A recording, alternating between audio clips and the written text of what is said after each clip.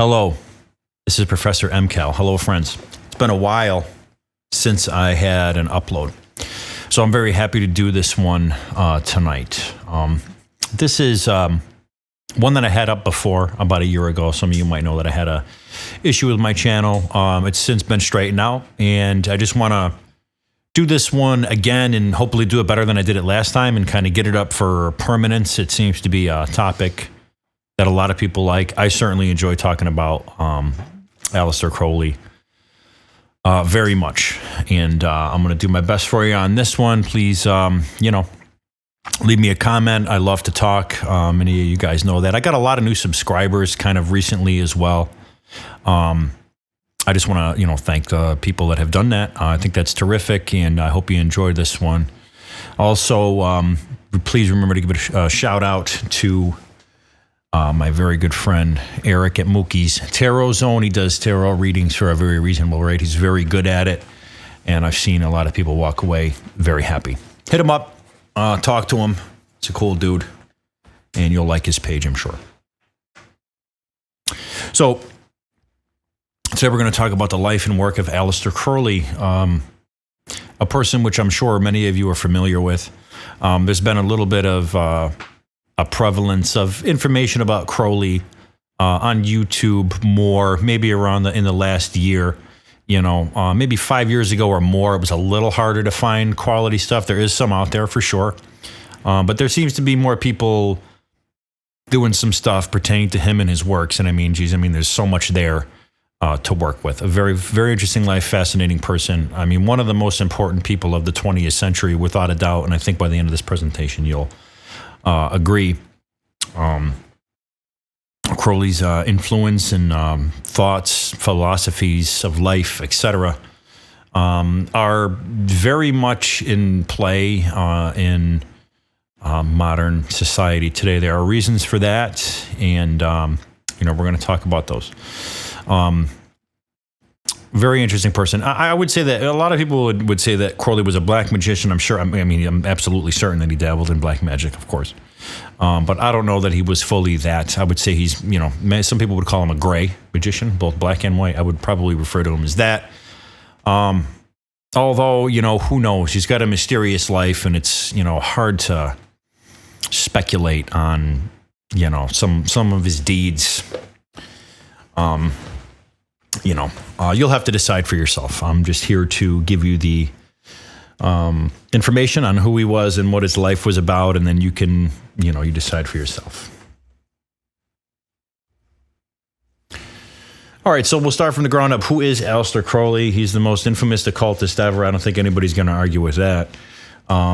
As I said, a very influential person in 20th century culture and thought, whether you know it or not. He's just not very mainstream. You're not going to hear about him in any college. You're not going to talk about him with, any kind of,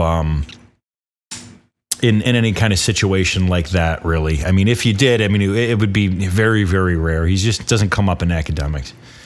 He is definitely influential amongst the elite people of the world. There are many Crowley followers and we'll call them devotees that exist, especially amongst the oligarchical, people system, out there, the overarching, world scheme of, economics, etc., whatever.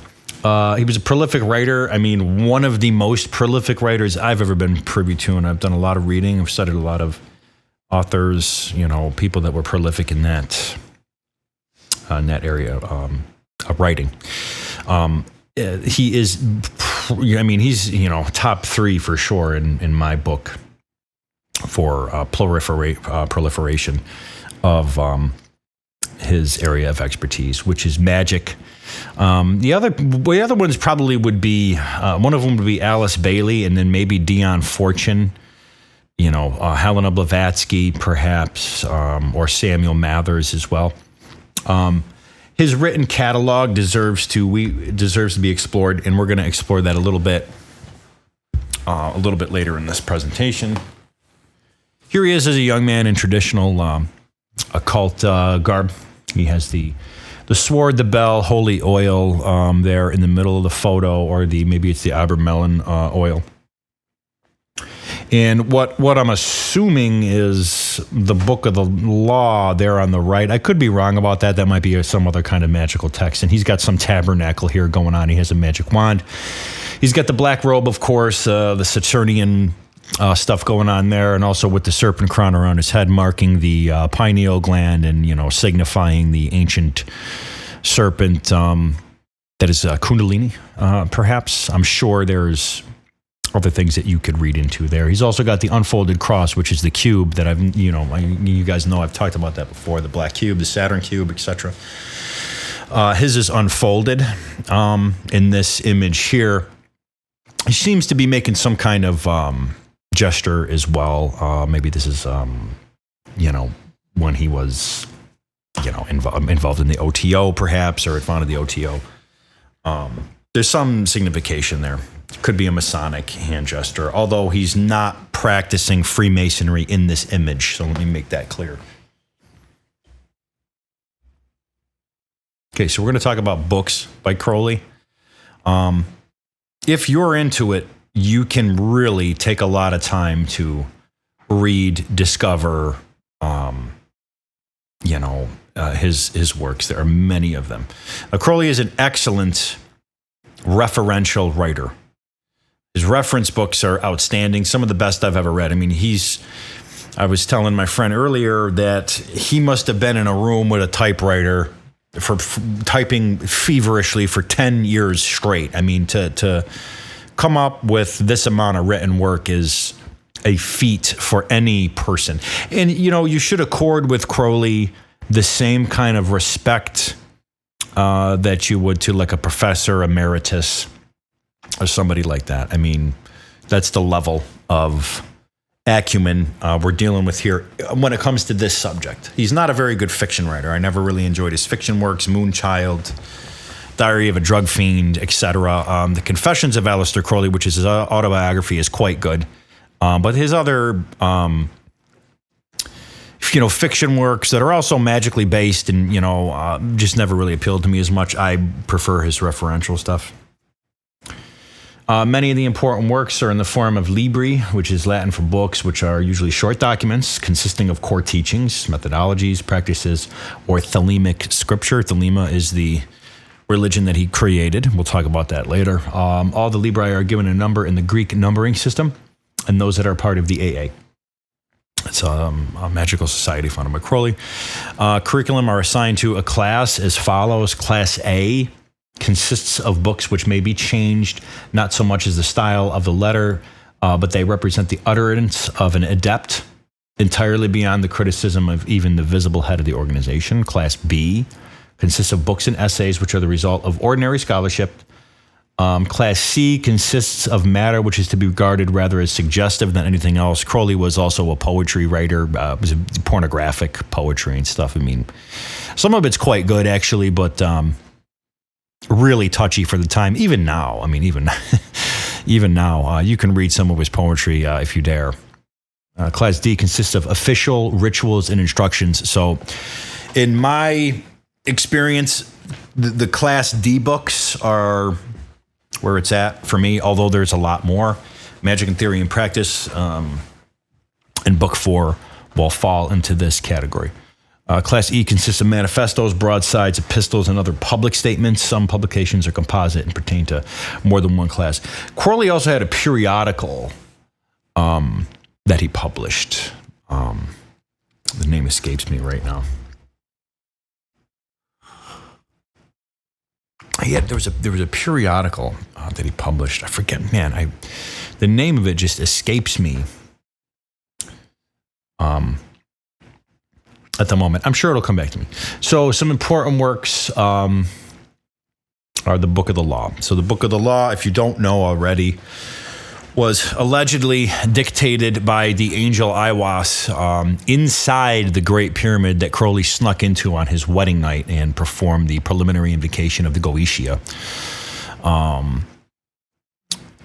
This law the Book of the Law is supposed to tell about how the system of human morality is going to work in the new aeon, which is the aeon of Horus. The Book of Lies is a proclamation, a magical proclamation, and it's a bit of a confusing book, one that, I'm still discovering myself. And that is the thing with a lot of his works. Crowley's works are like listening to opera in that, you don't really sit down with opera or classical music one day and say, wow, this is my jam. I want to, you have to practice listening to it. So the same is with his works. You have to practice reading them. It took me a long time to begin to, I guess I maybe started reading his books when I was around 16, 17. Maybe I came in contact with some, had some. But it really wasn't until a lot later in my middle 20s, later 20s, that I began to understand some of the works. The Magic in Theory and Practice is exactly what it sounds like. It's about magic and theory and practice, and is the most comprehensive volume I have ever found on the subject. Another one is The Black Arts by Robert Cavendish. That's a terrific book to check out if you don't know about it. It's great if you're interested in the black arts, and you can check out that book. Also, Magic in Theory and Practice, please. I mean, if you're interested in magic, if you're a magician already, or if you're just into occult studies in general, this book is for you. This is one of the best volumes that was written by him. Book 4 is 2 parts.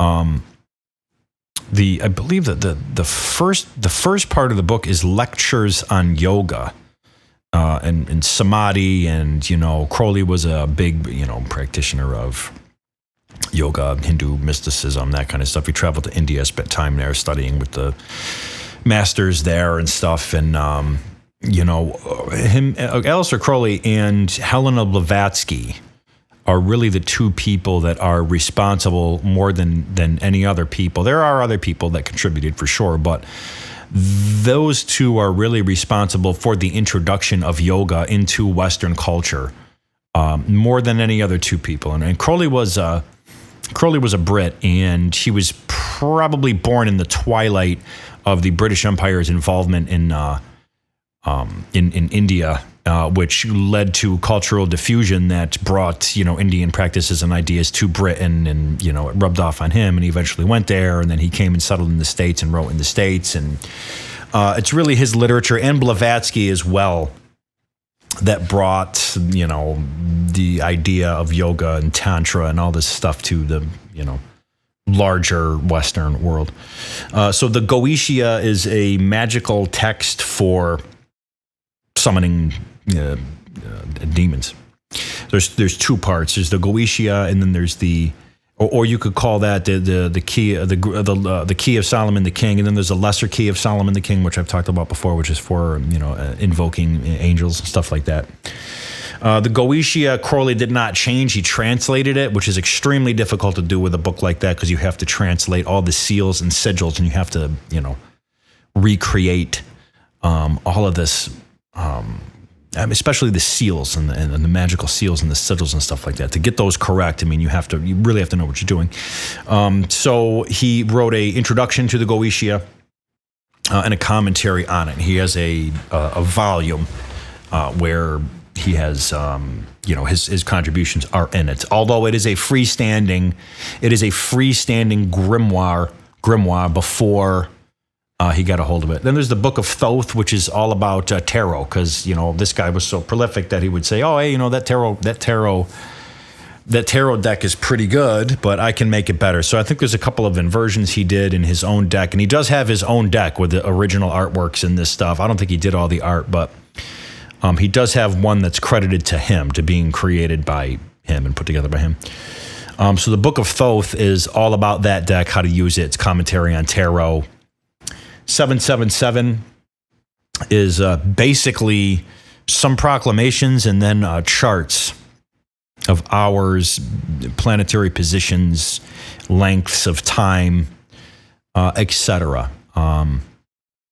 It's a really complex book. It's really a hardcore referential book if you're into working with magic then this is a book that you should have, and you should learn how to use the charts. And I mean, 777 is one that I'll admit that I still, am working on understanding even now. So his early life. He was born Edward Alexander Crowley, and I do want to state that the correct way to pronounce the name is Aleister Crowley. Crowley. A lot of people say Crowley. That's incorrect. It's Crowley. It rhymes with holy.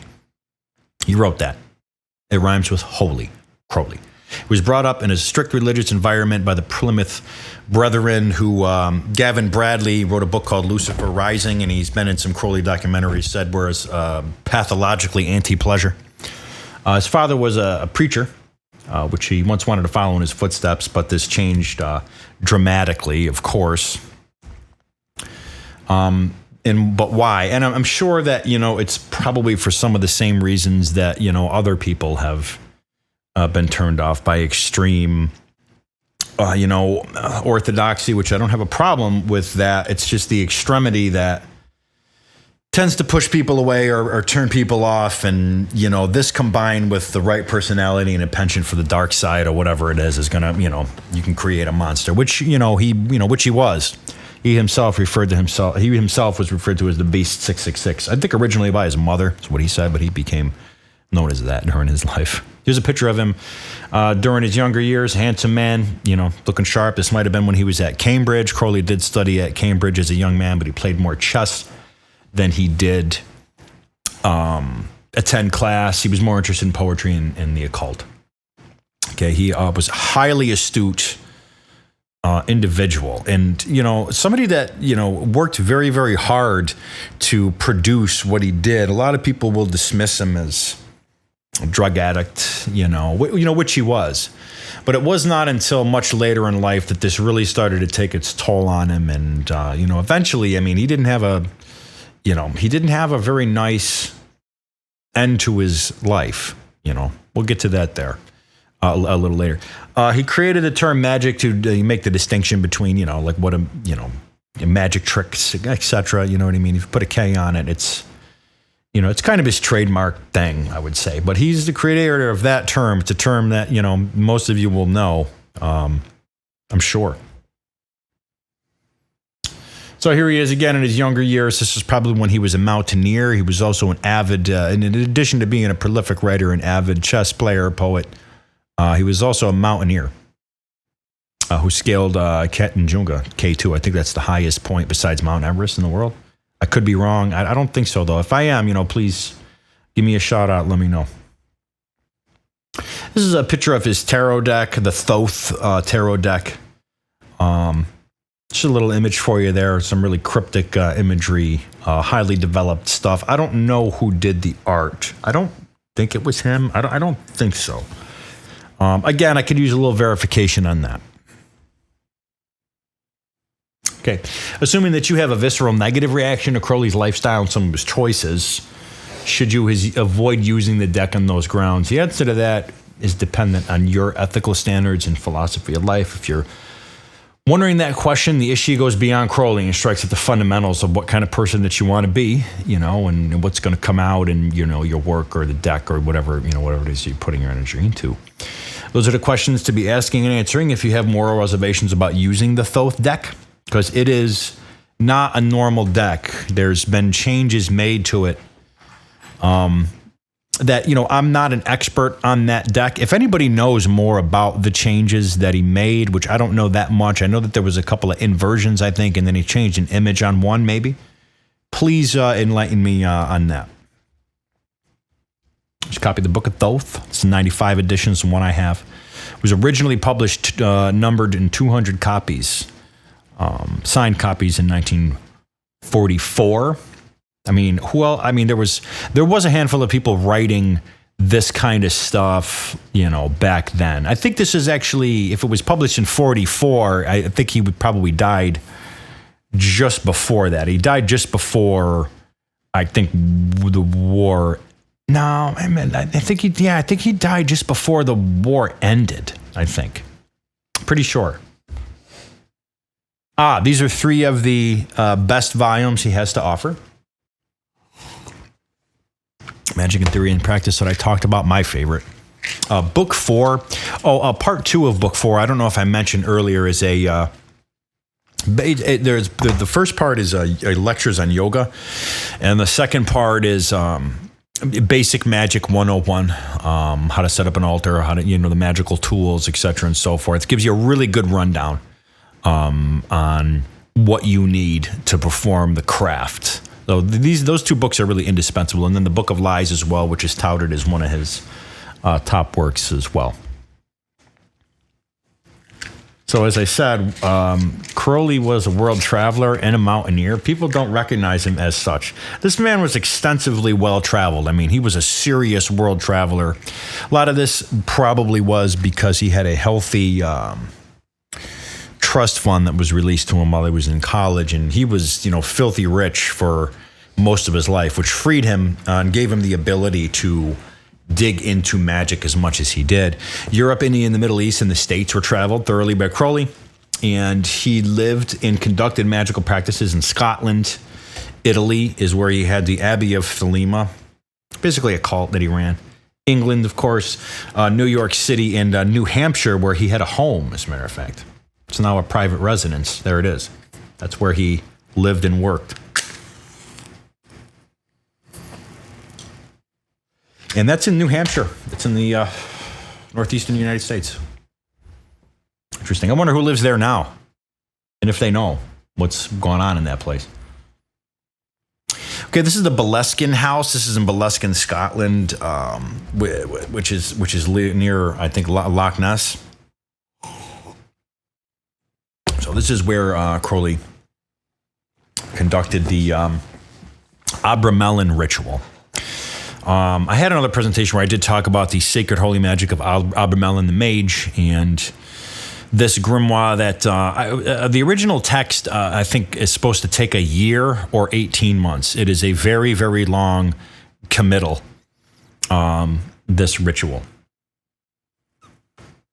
So he conducted the ritual in this house, and some people say he did not finish the ritual. I don't know. It seems to me that after this ritual, was completed or not completed, whatever happened, something changed in him, and his life took a much, I think that there was some kind of wistful, youth to, being enthused by this kind of stuff that maybe was removed after the ritual. When Crowley was in the Golden Dawn, which was a magical sect that also included the poet W.B. Yeats and Samuel Liddell MacGregor Mathers, who was another prolific occult author and occultist. Seems that he kind of threw off the chains of kind of playing around with magic and started getting very, very serious about it. So this house for the Abramelin ritual has to face a certain direction, and there's other specifications about the chambers and everything inside the house that you have to. I mean, the ritual takes a year, I believe. I think there's a condensed version, which is 6 months, which is the Samuel Liddell MacGregor Mathers translation, which I've talked about before. And there's a disclaimer in the beginning of the book. It states that no person should ever try, to do this for any reason. And the outcome of the ritual is to summon your holy guardian angel to physical appearance. And I know that this was also tried with Crowley with using incense smoke. Later on, Jimmy Page from Led Zeppelin became a Crowley fanatic. The Beatles were as well. I mean, there's a lot of other people that are still, in entertainment or even in government and stuff now who are industry, things like that now, that are fascinated by him, of course. This fascination that was kind of started with Zeppelin seems to have picked up with Tool. And maybe not everybody, but I know that the drummer of Tool is a Crowley fanatic and collects rare editions of his work. I'd love to check out that collection, Danny. If you're free sometime, let me know.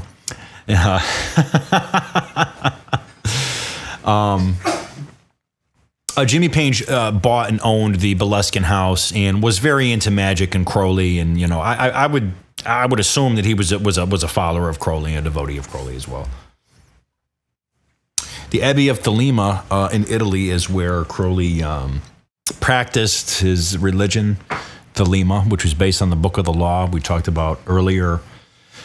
This was not popular amongst the Italian people. This was in Cefalù, Sicily.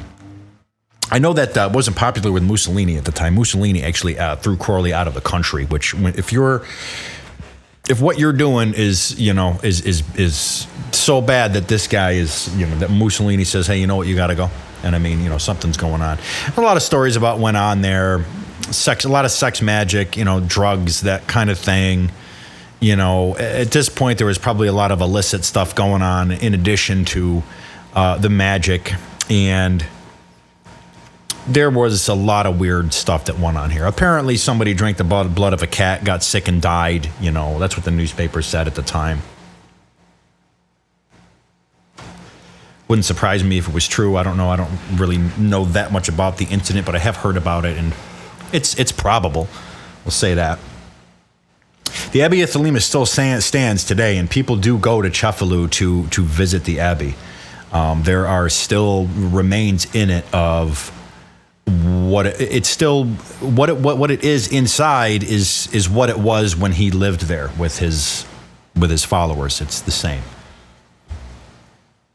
This is the filmmaker Kenneth Anger, who was I don't know that much about Kenneth Anger. I just know that he was an important filmmaker in the 60s, I believe, and he was a devotee of Crowley. And I think this is a still from one of his movies, or perhaps a picture that was taken inside by Kenneth after a little bit of cleanup. As you can see, I mean, it's looks like what it was meant for. That's for sure. There's another picture from inside the abbey.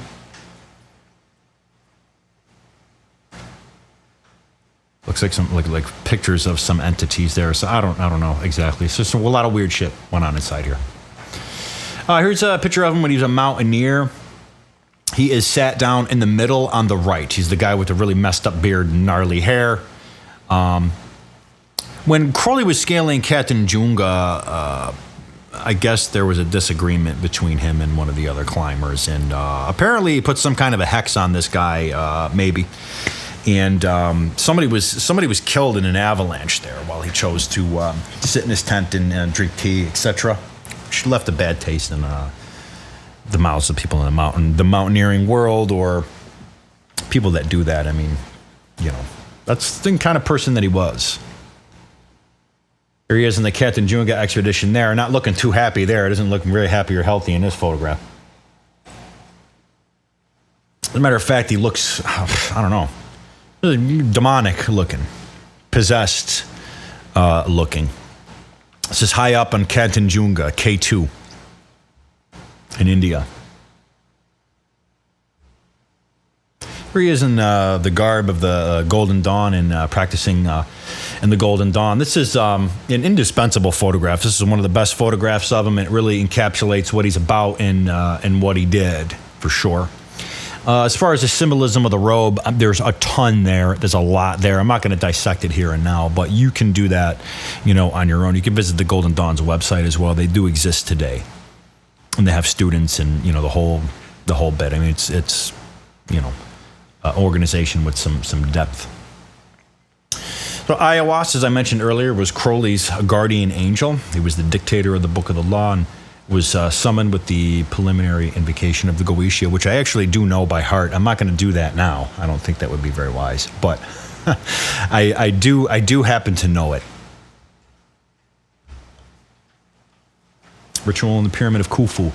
He married Rose Kelly in 1904. He was married a couple of times. I think his marriage with Kelly produced a son that later died of typhoid. A honeymoon in Cairo. This is where he was contacted by ayahuasca. His wife later went insane, as I said, and their child died of typhoid. This seems to be the effect that he had on some people. Magic as defined by the Frater Perdurabo. That was his magical name in his papers. The Equinox was the name of his periodical that I could not remember earlier. It's called the Equinox, and in that periodical there are many works or essays that are worth reading. But he would define magic as the science and art of causing change to occur in conformity with the will. So that is a brief overview about the life and work of Crowley. It was not as linear as maybe I would have liked. Hopefully it makes sense to you guys. I know I jumped around a little bit, but hopefully there's some good information about him here, and you can further your understanding of who he is and what he did, and form your own opinion on him as a person, which you're bound to if you read into his life and career and the person that he was and what he did with his life, regardless of how you feel about him. He was a very interesting person and an important individual. So please subscribe. I'm going to have some more content up a little bit more frequently coming here in the future. Please let me know if there is a certain topic that you would like to hear about. I know that the esoteric topics seem to be what people enjoy a lot. If you want more of those, I'm happy to provide those on a wide range of subjects. So if anybody's got any ideas, please let me know. Thank you very much for tuning into this one, and I'll catch you next time.